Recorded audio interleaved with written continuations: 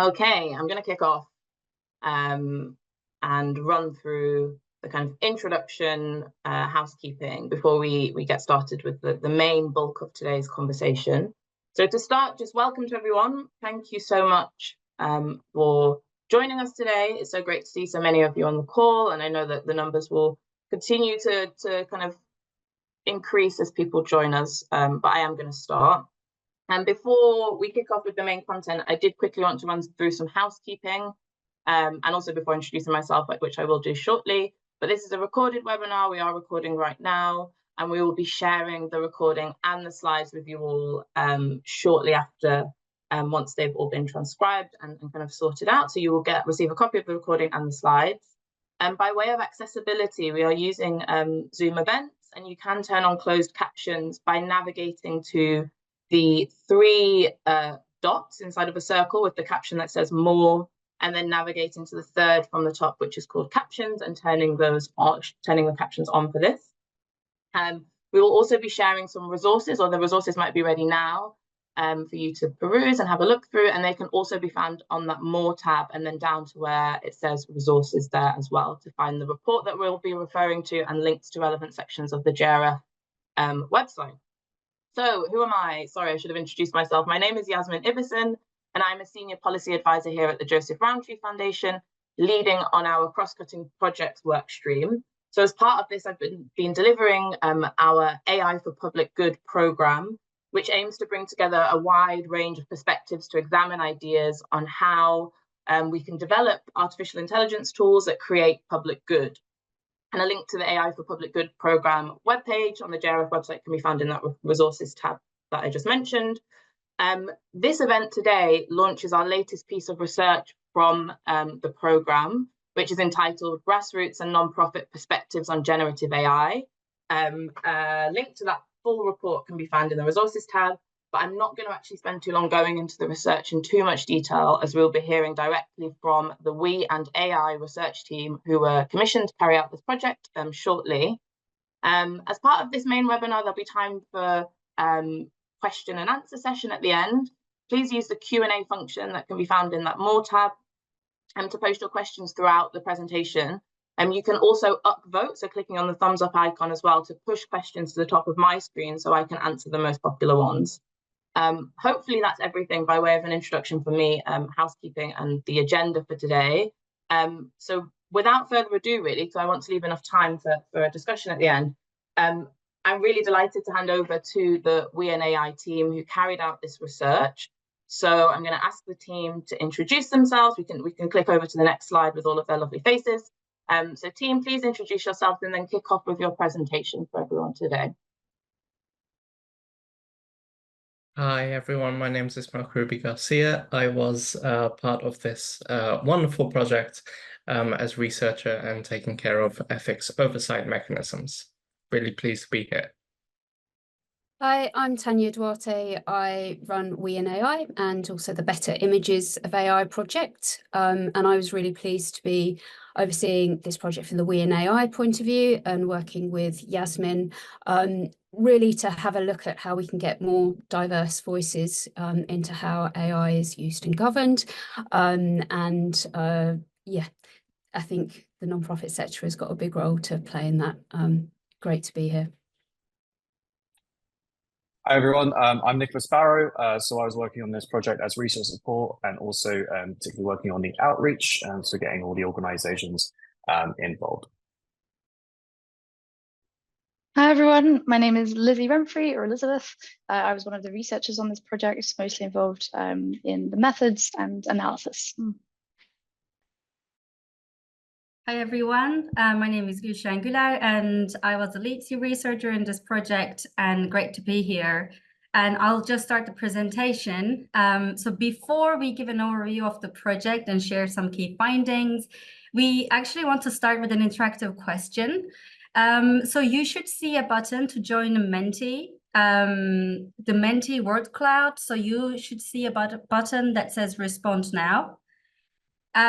So you can just slowly start clicking on that button. And our question is, what words do you associate with generative AI? So we'll give you a minute to just free flow your answers. You can also alternatively put your type your answer in the chat if you have difficulties accessing the Menti. We already start seeing a lot of answers. Let's see what we have. Hype is a big one, I can see. ChatGPT, exciting. Untapped, I see.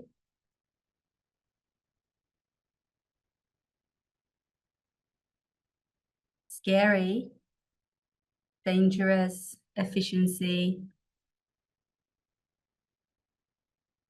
controversial.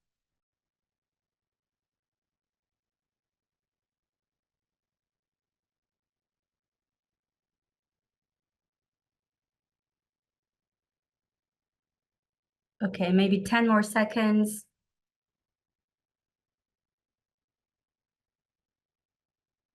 Exciting, biased. Oh, wow, brilliant. Well, thank you, everyone. Thanks so much for those answers. It's a very, very big word cloud.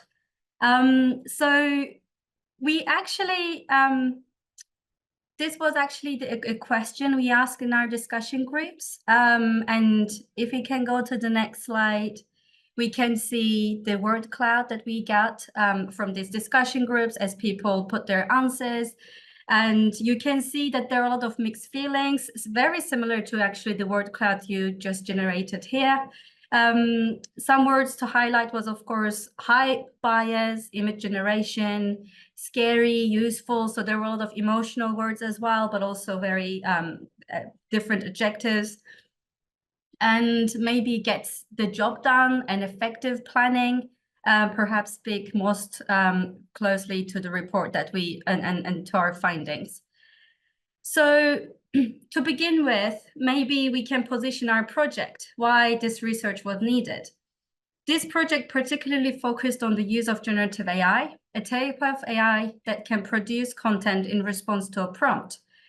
The launch of ChatGPT, which is free and kind of easy to use, provided the general public with access to generative AI tools and boosted public's awareness of these kind of tools. This is also reflected in the word cloud you can see on the screen now, as the vast majority of the research participants either heard of or used ChatGPT. Overall, there has been excitement about the potential of generative AI tools to increase productivity and efficiency across sectors, of course, including the third sector. This potential is met with some excitement in the sector as nonprofit and grassroots organizations face huge economic pressures and rising service demands. Donations to these organizations are also reducing over time, and a challenge for the sector at large is still recruitment. However, these tools are often rolled out so quickly without much discussion, considering the pressing issues they promise to address, that we have little idea of on their impact of the wider society, especially in the long term.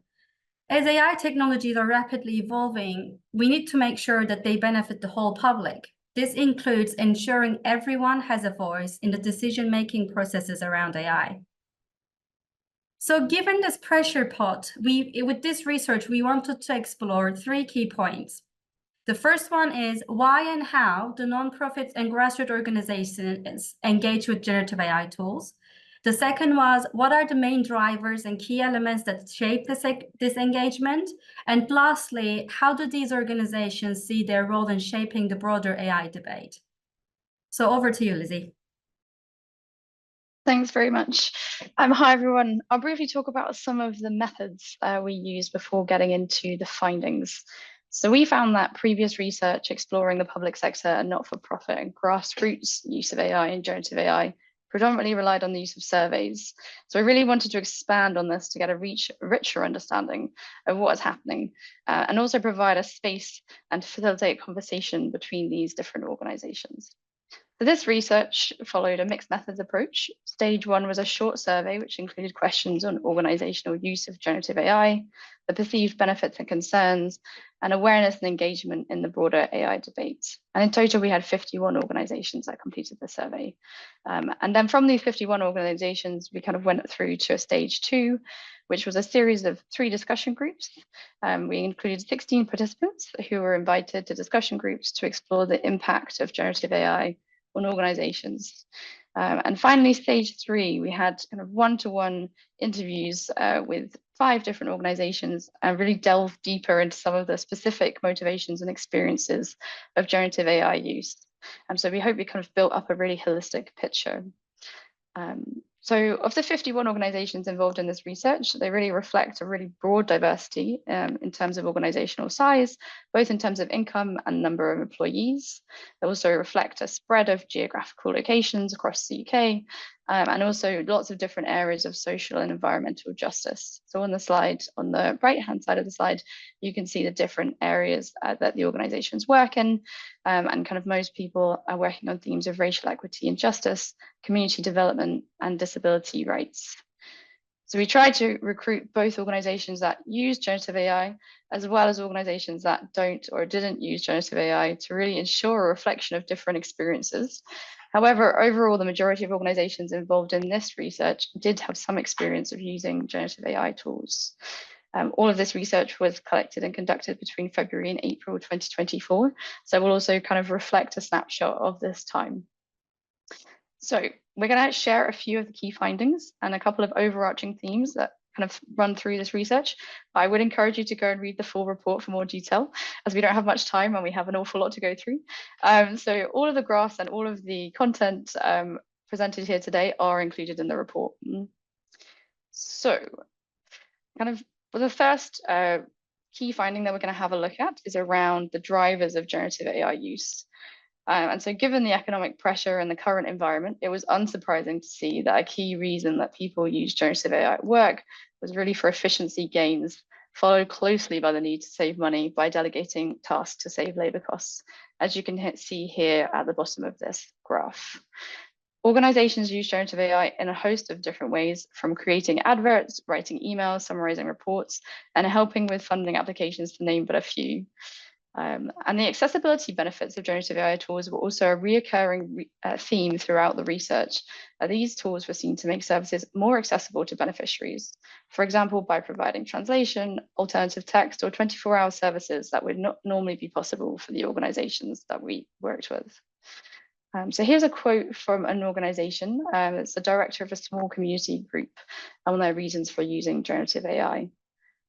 We, the organization, are very new. So I, as the founder, use AI every day. It's my personal assistant.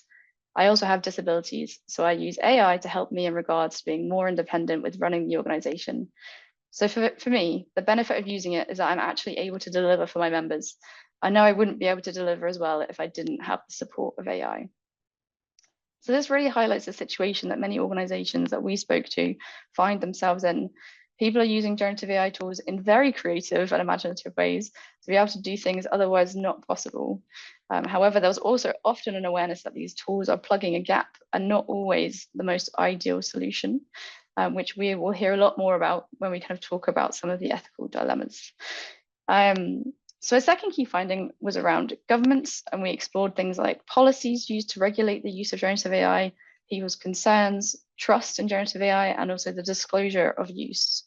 So we're going to just have a quick look at policy use and then look at the concerns that organizations have. So as you can see on the screen, we found that 73% of organizations don't currently have any generative AI policies in place, in comparison with 18% that do. And organizations that did have policies or guidelines in place tended to be larger in terms of annual income. And we think this trend is really reflective of organizations' use of generative AI. It was often very explorative with little structure or guidance, and use hadn't fully been mapped out or understood yet.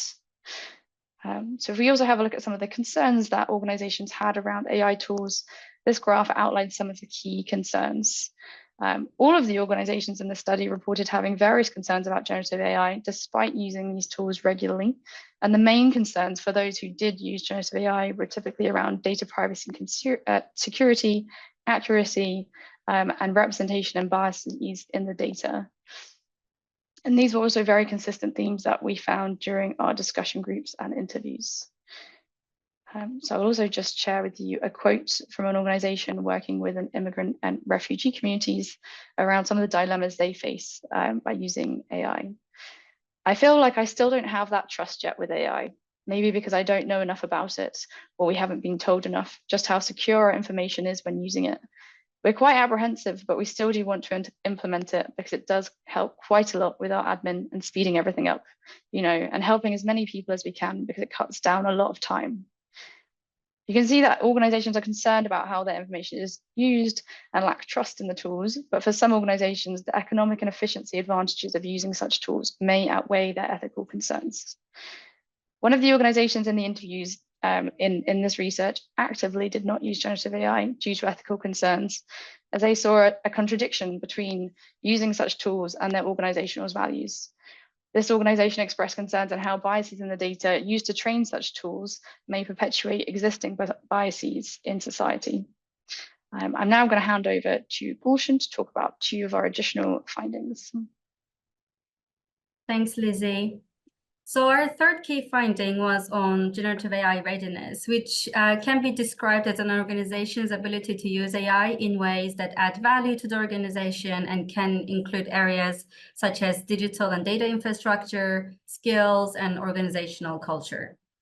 We found that 69% of organizations using generative AI tools have never received any formal training. However, most organizations expressed a desire for training around generative AI. Requests for training were either focused on the basics of how to use generative AI, focusing more on the functional elements of these tools, or a deeper understanding to enable critical thinking and strategy around these tools, as well as taking the organizational context into account. We also looked at where the organizations can turn for training and who do they trust to deliver these trainings. Trust in the parties that might deliver the training was essential to the majority of the participants. A director at community building organization said that I might not just go to YouTube and look about learning about AI. So yeah, where is that training going to come from, and who are we going to trust, and what are the stages of it? We also explored some discrepancies in larger organizations.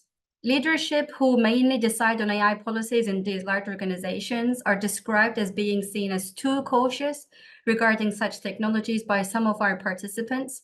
In contrast, frontline or junior staff who are often more pressed for resources often use generative AI tools in response to, and often experimentally, without formal organizational approval. This phenomenon was also named as shadow AI use. Leadership's relative caution around using generative AI may indicate that they place greater weight on ethical concerns or consider the potential risks of reputational damage and violation of legal frameworks related to generative AI use. The last key finding we have is on the participating organizations' perspectives on the design and the use of AI on a broader level. As I said at the beginning, if we do want to democratize AI so these technologies benefit the whole public, we need to ensure that everyone has a voice in the decision-making table. Nonprofit and grassroots organizations are particularly well placed to observe and understand the impacts of social and technological change on the communities they serve and represent. So the perspectives of these organizations are critical to guiding decisions about how AI can be designed and used for the public good, and to what extent it should be used. More than half of our all survey respondents, that's 59%, stated that they are not engaged in wider debates about AI despite using generative AI tools. The top 3 reasons for not being involved in these debates were, first, they're not aware of any opportunities to get involved. Second, they said that they're not being asked to get involved. And lastly, they said that there are resource limitations, which might be a barrier for them to participate in these debates. And this is also a trend that can be seen in sector-wide. Just over a third of survey respondents, so that's 37%, said that they are engaged in some form of broader debates around AI, whether through internal discussions in the organization or participating in conferences or educating their service users about generative AI. So we have another quote here from a participant. They said, "I don't think the third sector will be cutting into the big players' movements. Those AI tools developed by big players are going to be the models which are used the most. I think there might be a small subset of systems which are created or developed within with the use of people from lots of different communities, but predominantly they're going to be created by a small group of people with a lot of mined data." Although there was an awareness of power imbalances, especially with the tech sector and other players, and the perceived inability to hold tech companies to account by some participants, there was considerable value perceived in engaging with AI debates, as nonprofit and grassroots organizations are value-driven and operate from a place of principles, as a participant said. They saw representing and amplifying their beneficiaries and communities' interests as their particular role. And this role becomes more important when we're talking about how AI systems are developed and used.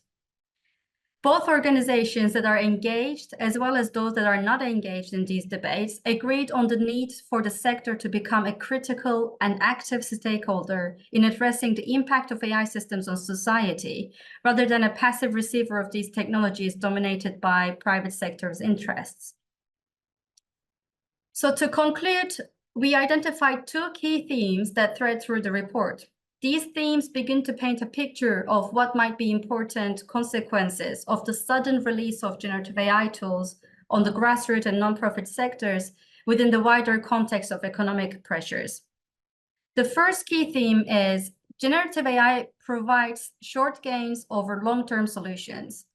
While these tools can save time and resources, in the long term, it can replace longer-term solutions, such as investment in skills and capacity building, and lessen sectoral collaborations to address systemic challenges many organizations are aiming to resolve. A part of the reason behind this is that AI tools are sold as the magic bullet, claiming to address urgent needs without the need for examining broader issues, such as lack of funding.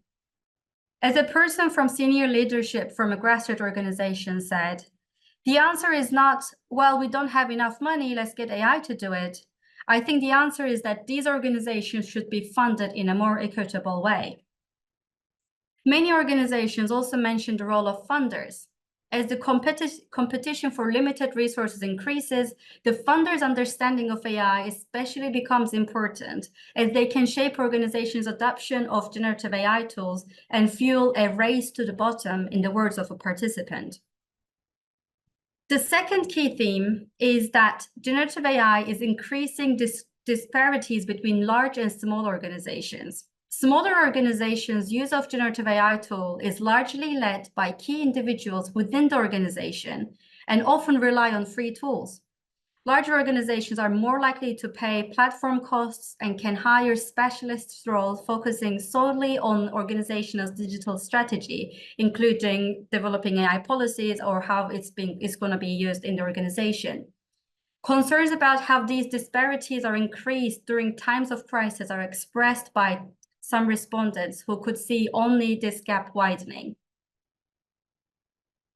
So to conclude, without increased support for the nonprofit and grassroots sector, the combination of AI as the magic bullet narratives alongside increased economical pressure looks likely to be detrimental to the sector's capacity to serve the needs of the most valuable and vulnerable people in society on an ongoing basis. So thanks a lot. That's the presentation, and I'll hand over to Yasmin now. Thank you, Gulshan and Lizzie, for a wonderful presentation. I'm wondering if we can take the slides down so that everyone can see us. Brilliant. Just a reminder to everyone that the Q&A function is open, and there are already some wonderful questions in there, some of which have been answered. So do keep posting in there, as we've got about 20 minutes left of this webinar to have a discussion. I'm going to kick off with the question at the top, which Tanya, you've said you'd like to answer, which is a kind of a meta question around why did this research avoid AI mailing lists for the survey?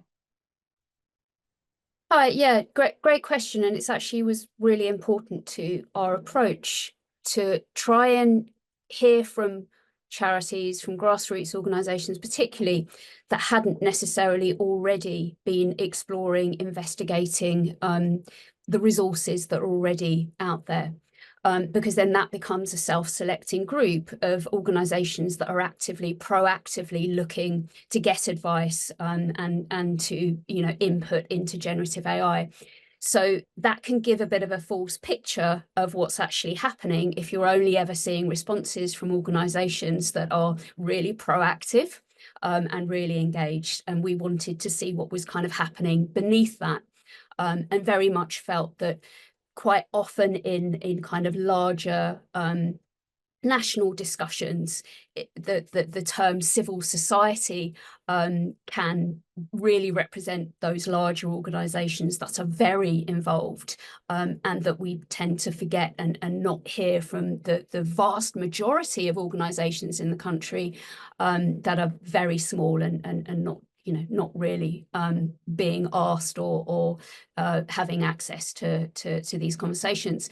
And we went quite far to try and source those organisations. Nick was literally calling organisations up who were saying, you know, oh, we didn't think you'd want to hear from us. And that was really important to us. And I think to the kind of responses that we got. That also ties into another question, I think, another couple of questions which were along the same vein. Dory has said, do you feel the range of respondent organisations are representative of the sector?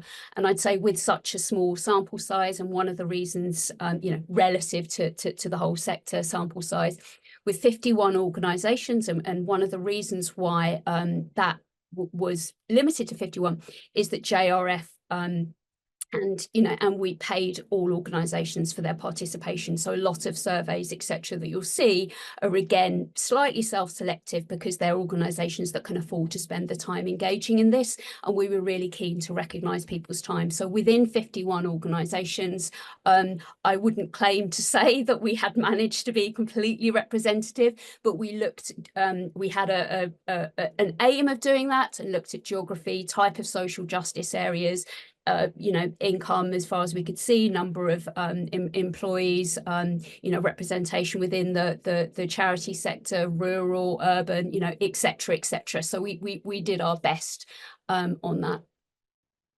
Thanks, Tanya. I'm going to fire a couple of questions out.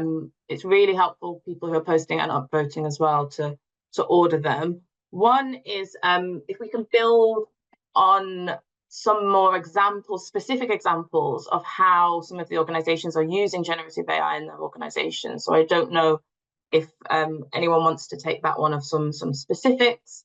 And then I'm going to put another one in there. There is a question actually, which is good for us to cover around, let me try and find it. Tara said, is there a reason we haven't credited the quotes that we've used in the presentation? So yeah, that's also a quick and simple one to cover. But why don't we start with some of the specific examples? I don't know who wants to come in. Lizzie, did you come up? I can come in, but maybe also Gulshan, if you think of anything in particular. I think it's a really good question. And honestly, people were so creative and used generative AI tools in so many different ways. It was actually quite impossible to kind of give examples and categorize them. I can give you some examples off the top of my head of kind of ones that really stick out in my mind. People were using it to generate questions as a part of a befriending service. So different questions that they could take to their beneficiaries every week. So they didn't just repeat the same questions about, you know, how was whatever the show is that you watch on telly going. People were often around kind of idea generation. So it could be for a new service or yeah, kind of within a meeting setting, using it as a way to kind of start generating ideas. There was often kind of more, I would say, kind of administrative use cases where people summarized reports or kind of wrote up notes in a more complete fashion.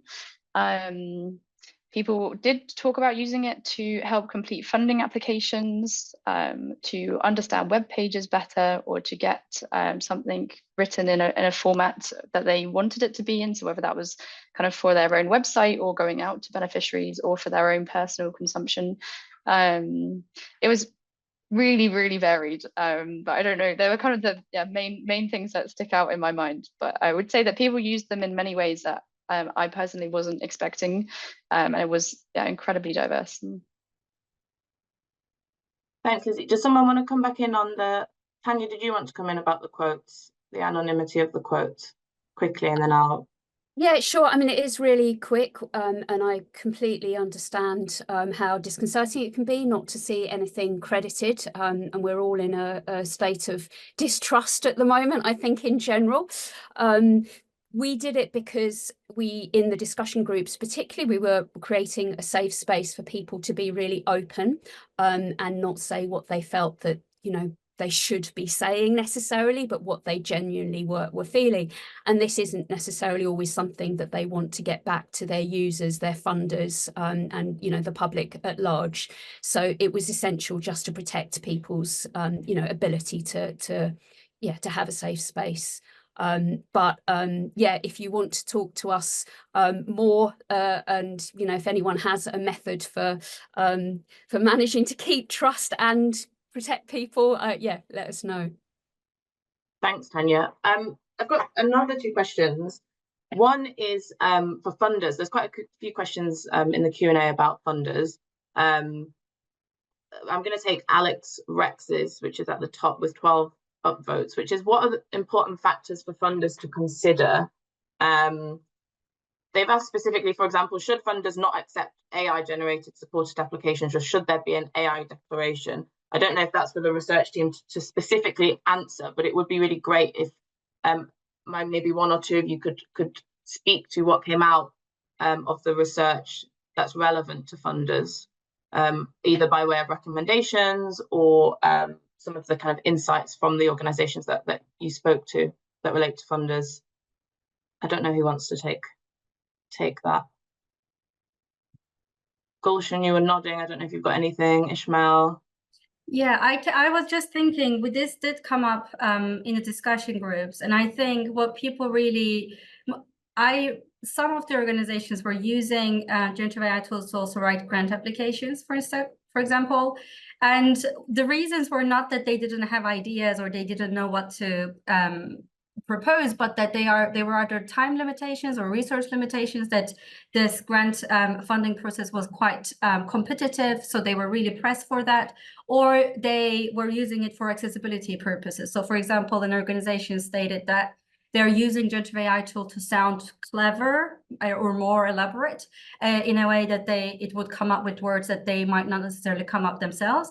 So I think should funders, reject or not reject AI, and I don't know, applications that are using AI, I think it's up to the funders, probably like principles or values, but maybe a way to really help these organizations. I think they expected clarity from the funders, basically, if they are going to reject why, if they're going to accept why, and maybe providing a bit more accessibility support. I know, for instance, with Arts Council fundings, there are some mechanisms that can help people if they have accessibility reports with accessibility requirements, if they're filling an application. So that might be some of the ways to go on about it. But I think it would depend on the funders and what they want from it.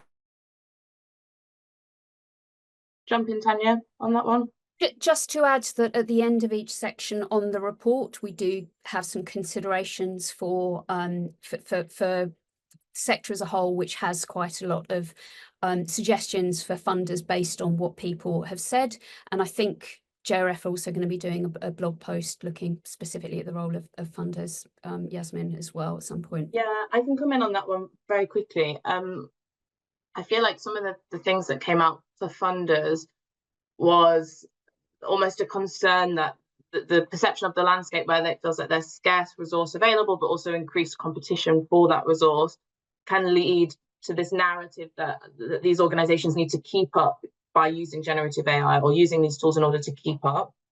And I think one of the things that the research team highlighted, that is this going to create a culture where everybody's racing to the bottom by using these tools without having governance structures in place, without having particular controls, or using them without making informed decisions, that decision being driven by the incentive to need to keep applying for funding. And does that reduce, what's the impact of that? Does that reduce standards? Does that mean that people are going to be getting rid of roles in their organizations? Like, what is the impact of that kind of so-called race to the bottom.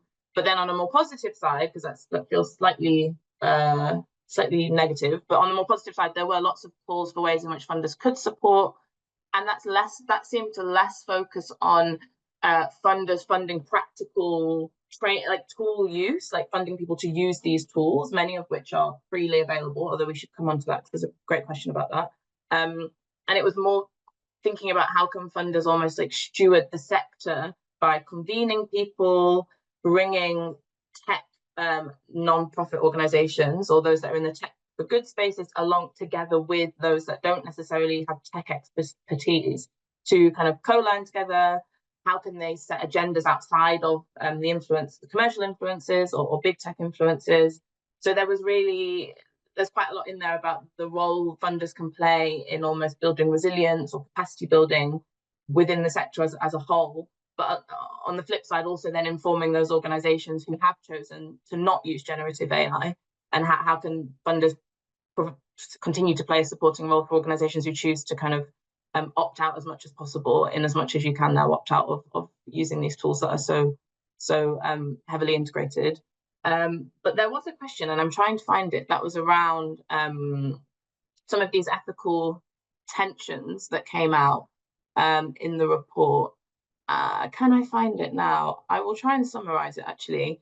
It was around the fact that were people able to kind of, how were people squaring the circle between some of the ethical dilemmas that came out between these tools being free to use on one hand, but then were they aware that through them being free, they were actually inputting data? Like, did people seem to have a good understanding of some of the models that sit around these tools on an economic standpoint? I don't know if anyone wants to come in on that, or maybe speak to, I know in the report there's a section on the intention-action gap or action-intention gap that kind of highlights some of the more ethical challenges or questions that some of these organizations were experiencing, because as you've presented, we see that there's high percentage of people using these tools, but also high percentage of people with concerns.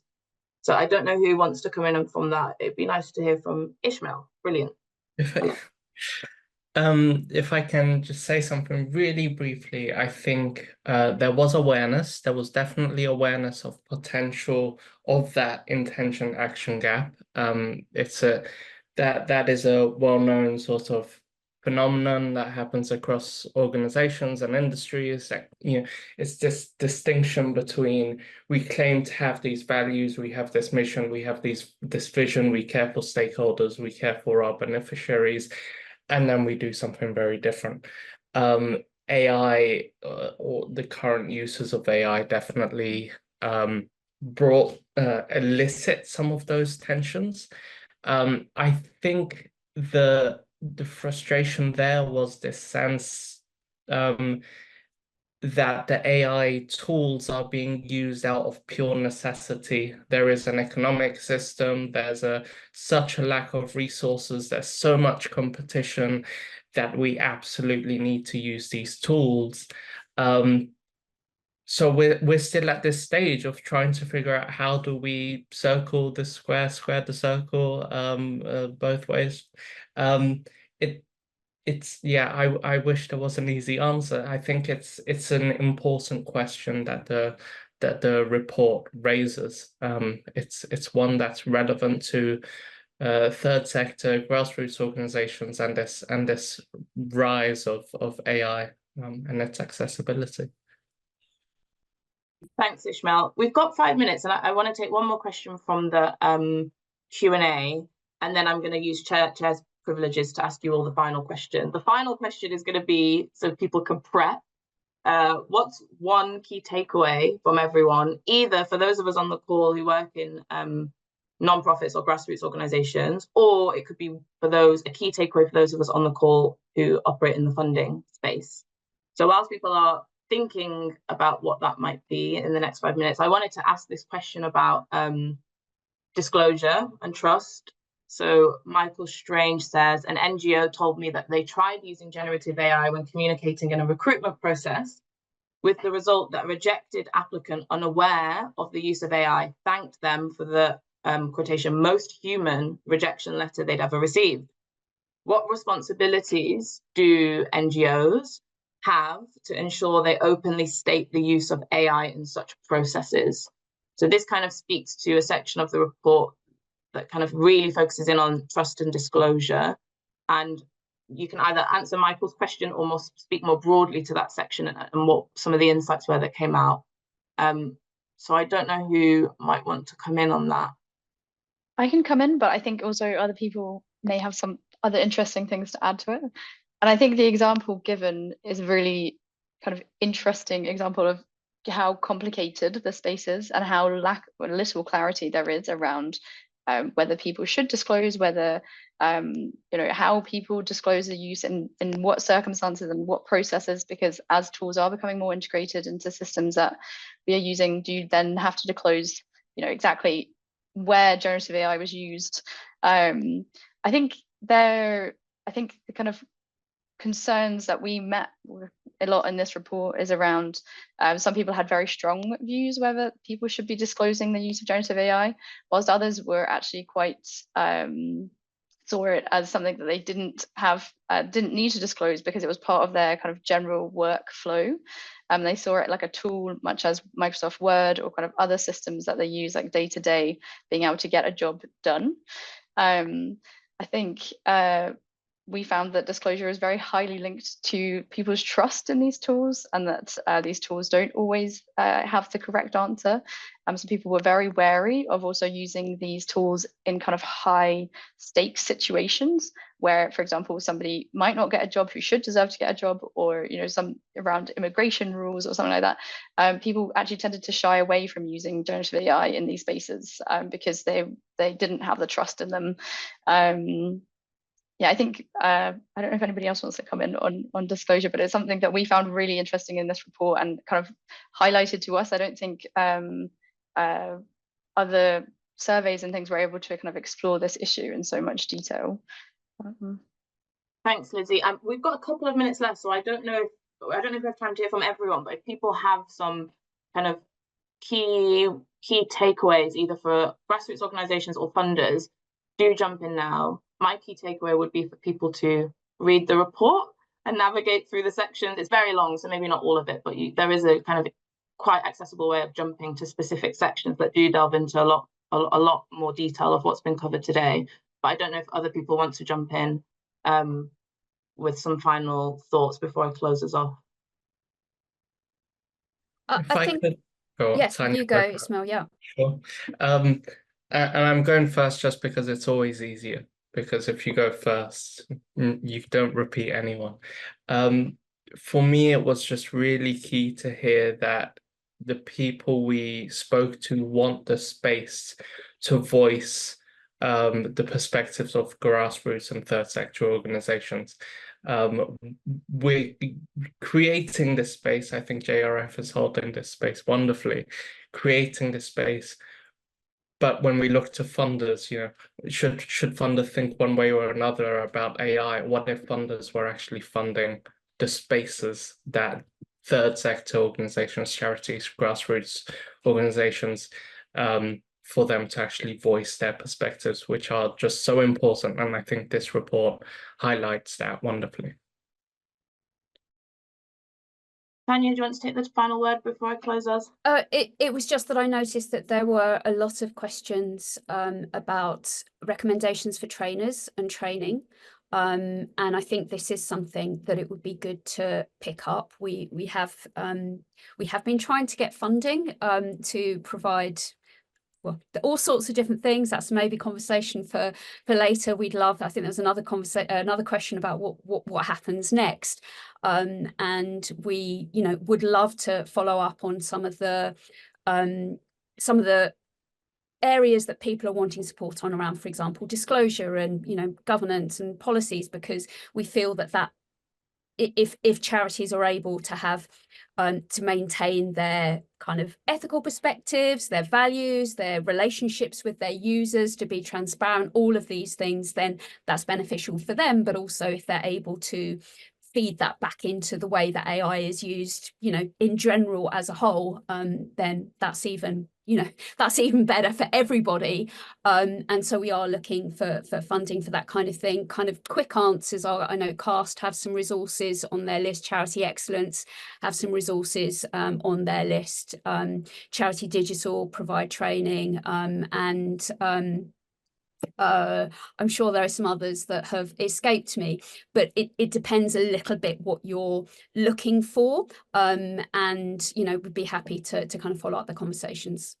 Thanks, Tanya. And we've gone over by a minute, but I just wanted to thank everyone so much for joining us today. Thank you so much to the WeInAI research team for a brilliant presentation.